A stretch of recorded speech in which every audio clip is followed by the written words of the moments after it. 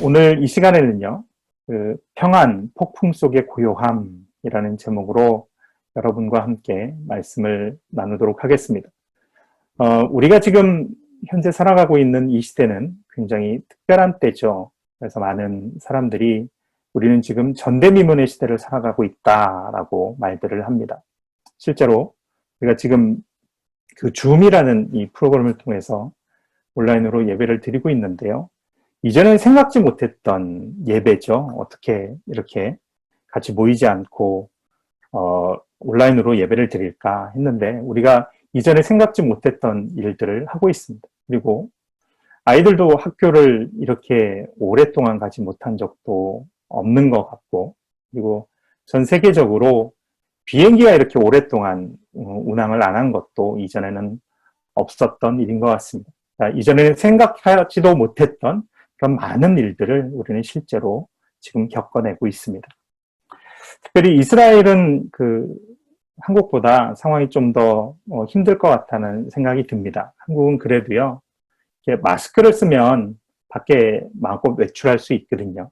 그리고 식당도 열려 있고 대부분의 편의시설들이 영업하고 있어서요, 그렇게 어렵지 않습니다. 또 잘 아시겠지만 쿠팡이 있어서 저녁에 주문하면 다음날 새벽에 문 앞으로 바로 배송이 됩니다. 그러니까 큰 불편함이 없이 지내는 것 같습니다. 주위의 사람들을 봐도 이렇게 큰 어려움 없이 지내고 있습니다. 근데 이스라엘은 그렇지 않은 것 같아서요. 500m 이제 가실 수 있나요? 그렇게 들어서 어쨌든 어려움이 더 하실 것 같은데요. 아무쪼록 이 어려운 시기를 잘 이겨내시기를 응원하고 기도하도록 하겠습니다. 이 코로나19 사태를 우리가 전 세계적으로 지금 겪고 있는데요. 이 코로나19를 이렇게 겪으면서 우리는 여러 가지 뉴스 매체를 통해서 세상을 바라보게 됩니다. 그런데 제 개인적으로는 사람들에 대해서 이렇게 공통적으로 보게 되는 것은요, 인종이나 어떤 문화를 불문하고 공통적으로 보게 되는 것은 사람들의 불안함인 것 같습니다. 불안함. 그러니까 불확실한 상황 때문에 오게 되죠. 불확실성 때문에 사람들은 불안하게 되는데요. 코로나19의 특징이 증상 없이 전염될 수 있다는 것이잖아요. 그래서 누가 나에게 병을 옮길 줄 내가 모르는 거고, 그리고 반대로 내가 또 나도 모르게 병을 옮길 수 있는 그런 숙주 역할을 할 수도 있는 것이 코로나입니다. 그래서 불안한 것이죠. 불확실해서. 더군다나 언제 이 질병이 끝날지 아무도 모르는 것 같습니다.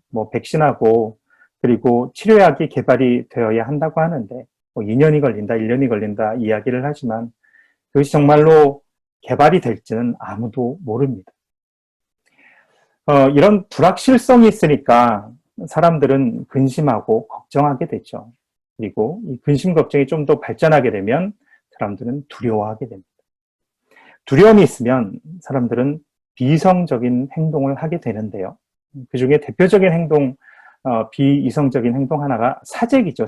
사재기. 그래서 영어로는 이것을 패닉 바잉이라고 하던데요. 한국에서는 마스크가 그랬습니다. 마스크를 사려고 아주 줄 서고 난리가 났었죠. 그리고 미국이나 유럽에서는 이 화장지 사재기로 아주 난리였습니다. 그리고 그 질서정연하다는 일본도 이번 코로나 사태에서는 생활 필수품 사재기가 있었다고 하니까 모두 다 불안해하는 겁니다. 그리고 이 모두가 미래에 대한 불안함에서 나온 이성적이지 않은 행동이죠. 우리는 믿는 사람들입니다. 믿는 사람들이어서 그래도 평정심을 가지고 있기는 하지만 그러나 이러한 동시대를 살아가고 있기 때문에 우리에게도 세상 사람들이 가지는 그런 동일한 불안함은 그대로 가지고 있는 것 같습니다. 그래서 우리가 오늘 읽은 이 본문은요, 믿는 우리들이 가져야 할 태도가 무엇인가, 이 시대를 살아가면서, 또는 우리 믿는 사람들이 가져야 할 정체성이 무엇인가를 잘 제시해주는 그런 말씀으로 생각돼서 여러분과 함께 나누었으면 좋겠습니다. 우리 27절 말씀을 다시 한번 읽어보도록 하겠습니다. 요한복음 14장 27절인데요. 평안을 너희에게 끼치노니 곧 나의 평안을 너희에게 주노라. 내가 너희에게 주는 것은 세상이 주는 것과 같이 아니하니라. 너희는 마음에 근심하지도 말고 두려워하지도 말라. 예수님이 우리에게 무슨 말씀을 하시냐면 너희는 마음에 근심하지 말고 두려워하지 말라라고 말씀하십니다. 그리고 예수님이 이렇게 말씀하신 이유는 우리에게 이미 평안을 주셨기 때문이죠. 이 평안은요, 헬라어로는 에이레네라고 하고, 그리고 히브리어로는 여러분 잘 아시고 있듯이 샬롬입니다. 그러니까 주님의 샬롬이 내 안에 있으면 근심하지 않고 두려움이 내 속에서 없어진다라는 말씀입니다. 그러면 우리에게 질문이 생깁니다. 무엇이 주님의 평안인가?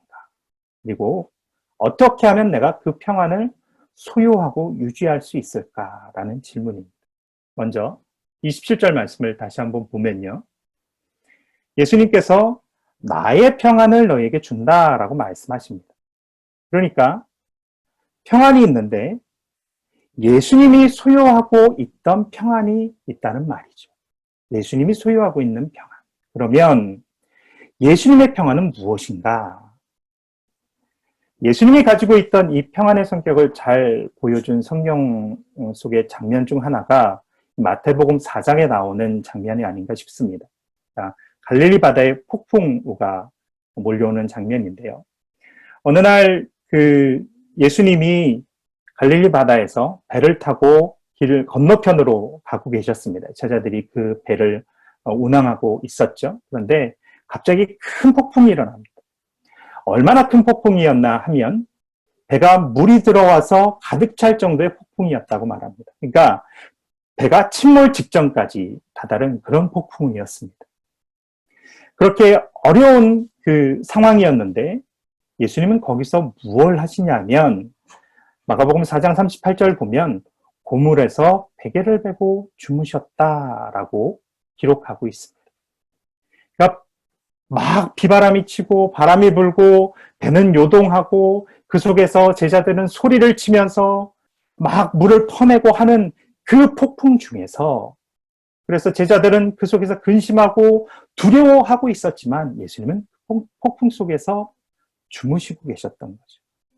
그러니까 그 폭풍 속에서 홀로 고요함을 유지하고 계셨던 분이 바로 예수님입니다.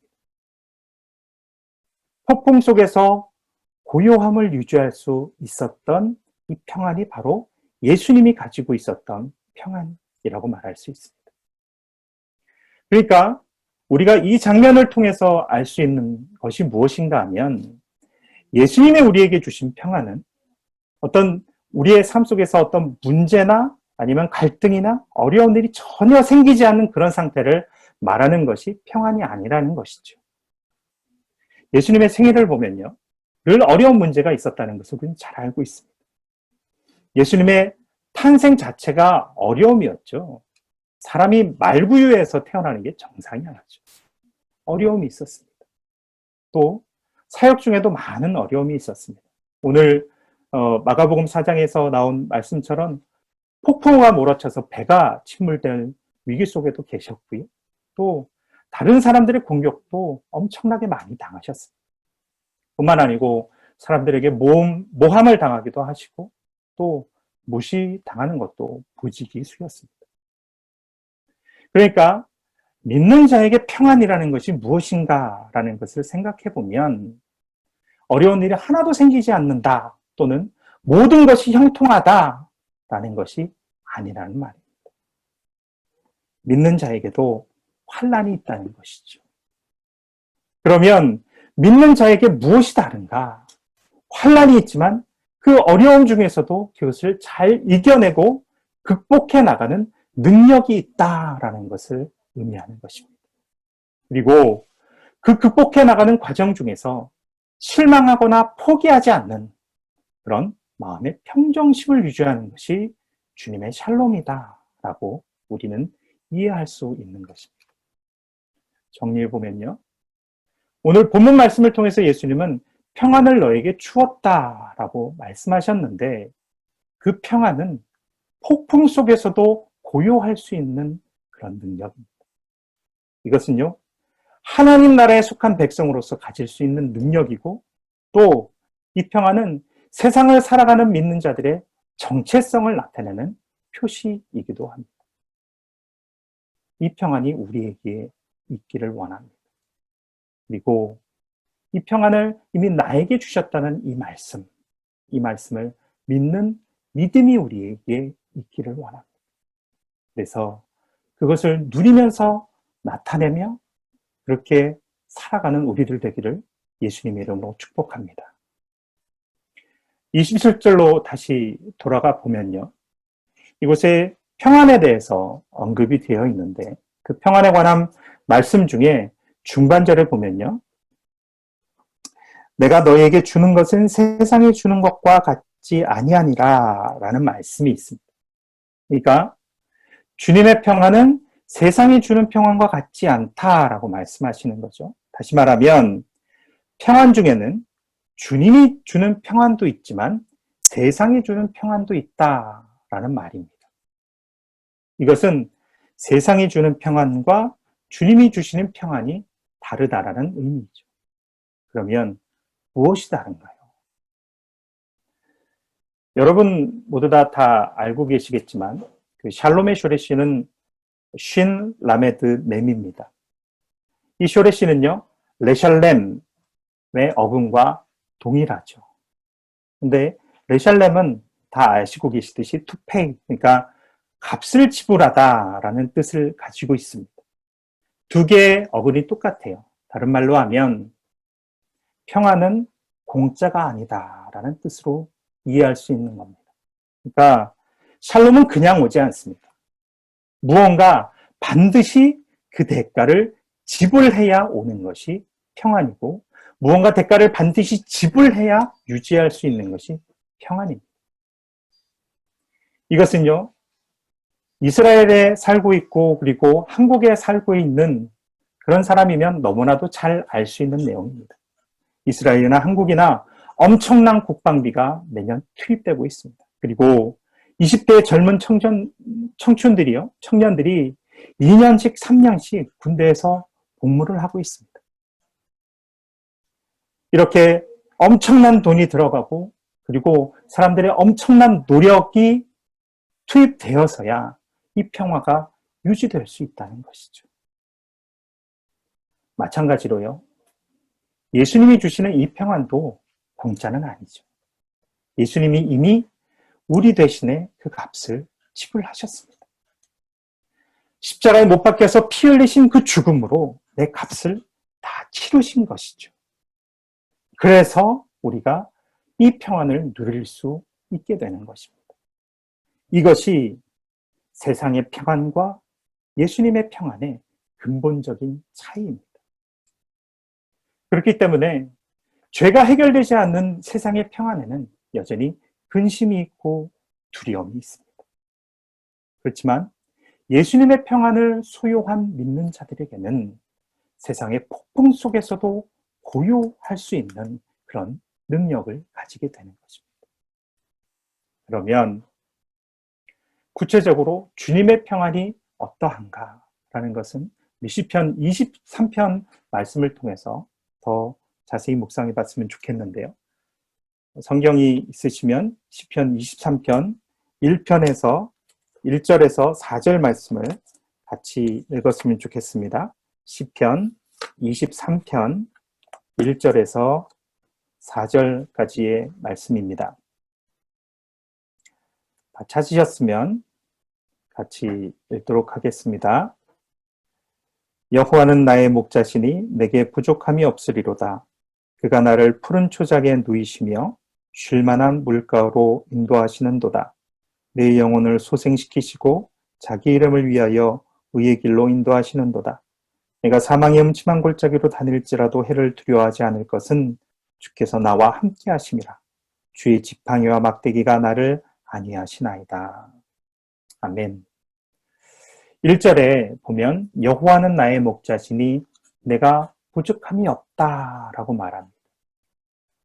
여기에서 부족함이 없다는 것은요, 모자라지 않는다는 것인데 모자람이 없다는 것을 넘어서서 넉넉하다라는 뜻입니다. 그러니까 주님이 주시는 이것은요, 얼마나 좋은 것이냐면 넘칠 정도로 넉넉함이 있는 상태를 말하는 겁니다. 그러니까 23점 5절을 보면 주께서 내 원수의 목전에서 내게 상을 차려주시고 기름을 내 머리에 부으셨으니 내 잔이 넘치나이다 라고 말씀하셨죠. 그러니까 5절의 표현대로 내 잔이 넘칠 정도로 넉넉함이 있는 상태가 바로 주님이 주시는 것이라는 거고, 그것이 주님이 주시는 평안함이라는 것입니다. 그리고 이 넉넉함은요, 우리의 영과 혼과 그리고 그 육을 모두 다 만족시키는 넉넉함입니다. 2절과 3절 말씀을 다시 읽어보면요, 그가 나를 푸른 풀밭에 누이시며 쉴만한 물가로 인도하시는도다. 그리고 3절에 내 영혼을 소생시키시고 자기 이름을 위하여 의의 길로 인도하시는도다 라고 말씀하고 있습니다. 주님이 계신 곳에는 풀밭, 즉 먹을 것이 있고 물가, 즉 마실 물이 있습니다. 또 3절에 내 영혼을 소생시키시고 라고 말씀하고 있습니다. 그러니까 주님께 가면 내 영혼도 회복될 것이다 라고 말씀하고 있습니다. 주님을 따르는 이에게는 영, 혼, 육 모두 부족함이 없는 그런 상태가 되는데 그것이 바로 주님이 주시는 평안이다 라고 우리는 이해할 수 있는 것이죠. 그렇게 말할 수 있는 겁니다. 그런데 우리가 여기에서 오해하지 말아야 될 부분이 무엇인가 하면 부족함이 없다고 해서 내 모든 욕구가 다 채워진다라는 것은 아니라는 말입니다. 다시 말하면 내가 세상에서 원하는 모든 것을 다 얻게 된다라는 건 아니라는 뜻이죠. 또 내가 그것을 다 가졌다고 해서 내 영혼욕이 만족하게 된다라는 것도 아니라는 말입니다. 예수님이 주시는 평안은 내 욕망을 채우는 것에서 오는 것이 아니에요. 예수님이 주시는 평안은 하나님 나라를 보고 그 나라에 스며들어가면서 느끼게 되는 평안을 말하는 것입니다. 그래서 빌립보서 4장 7절에 보면 이런 말씀을 우리에게 말씀하십니다.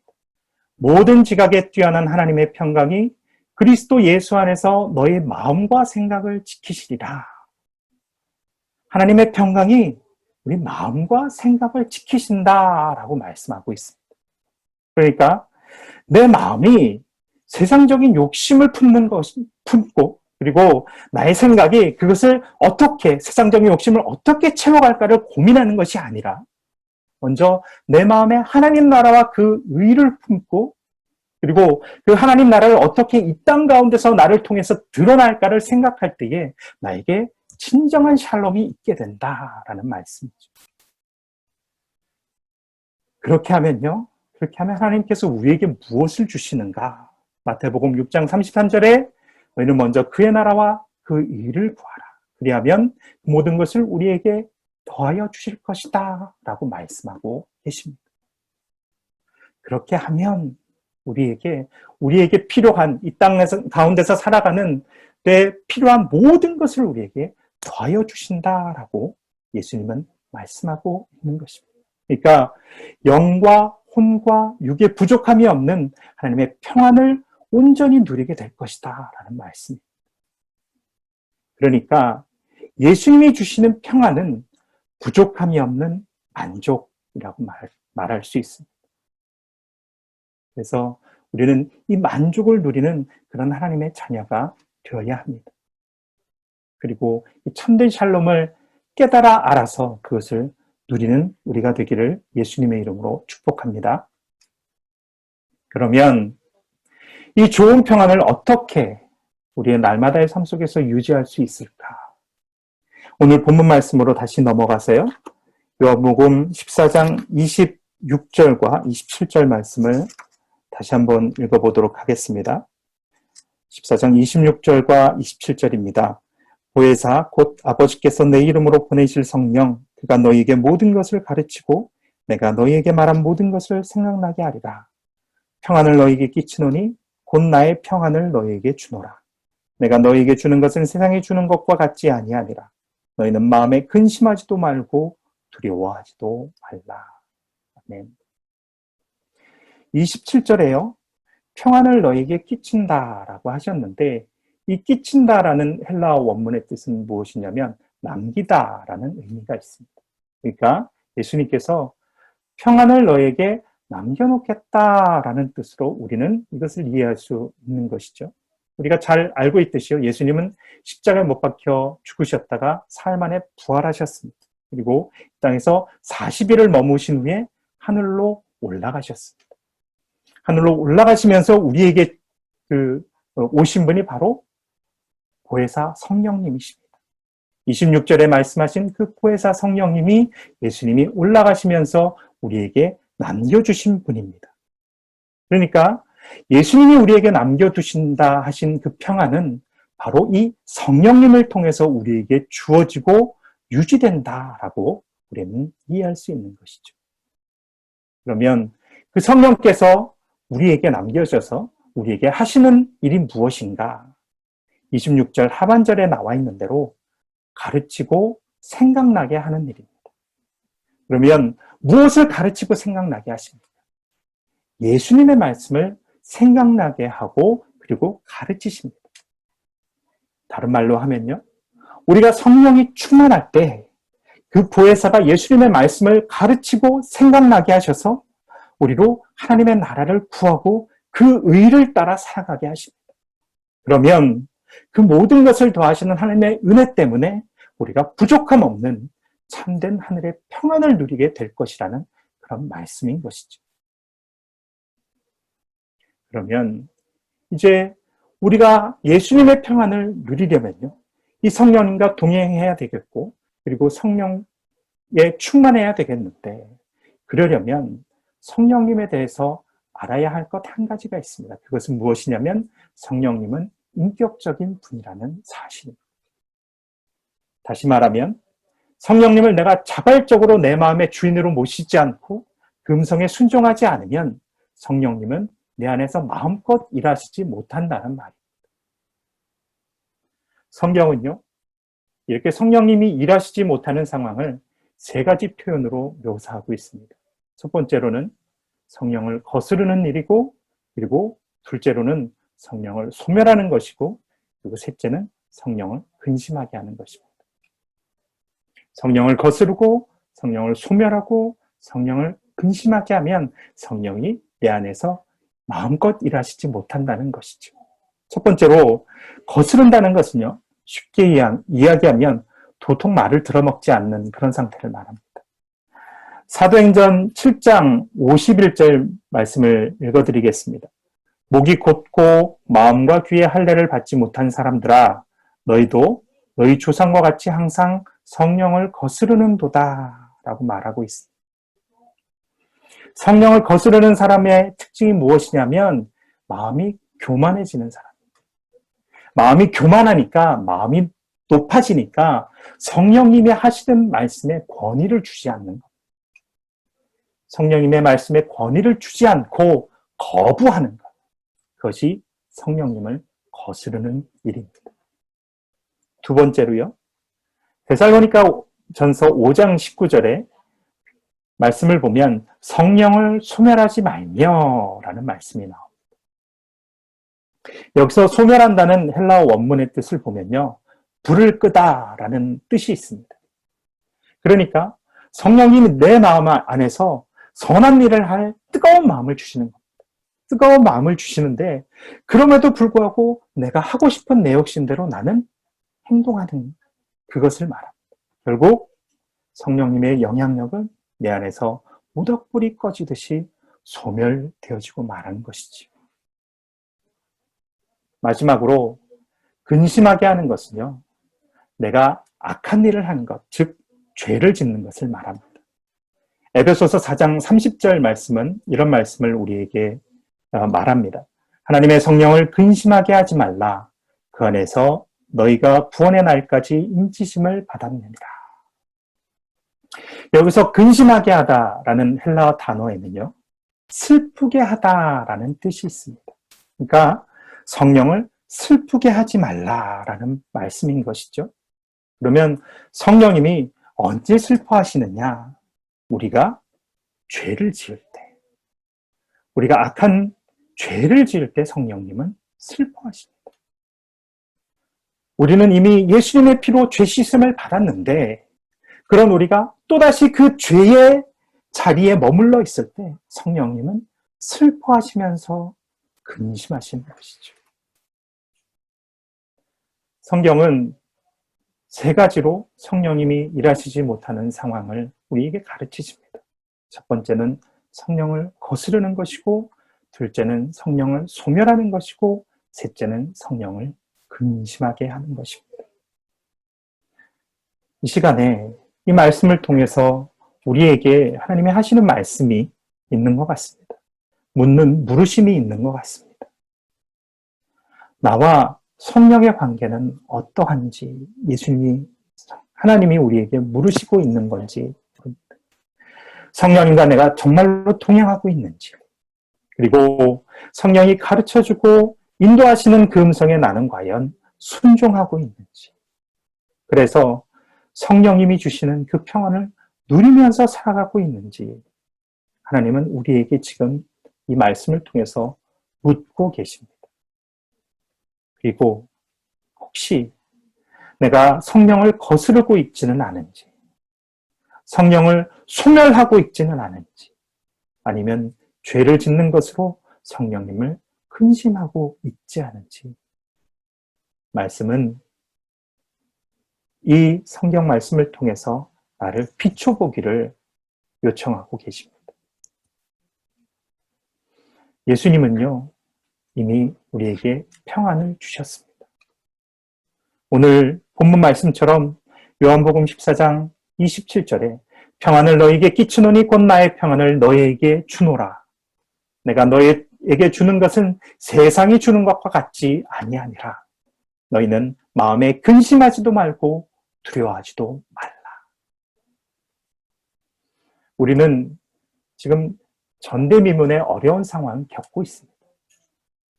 그리고 이 어려운 상황은 개인에 따라 또 다 그 상황이 다를 겁니다. 우리는 알지 못하지만 다른 사람들에게 말 못하는 그런 괴로움이 있는 분들도 있을지 모르겠습니다. 그러나 그 상황이 어떠하든지 예수님은 우리에게 이 말씀을 주십니다. 평안을 너희에게 끼치노니 곧 나의 평안을 너희에게 주노라. 너희는 마음에 근심하지도 말고 두려워하지도 말라. 이 약속의 말씀을 깨닫는 우리 되기를 원합니다. 성령님께서 이 약속의 말씀을 우리에게 깨우쳐 주시기를 원합니다. 그리고 이 말씀을 말씀 그대로 믿는 믿음이 있기를 원합니다.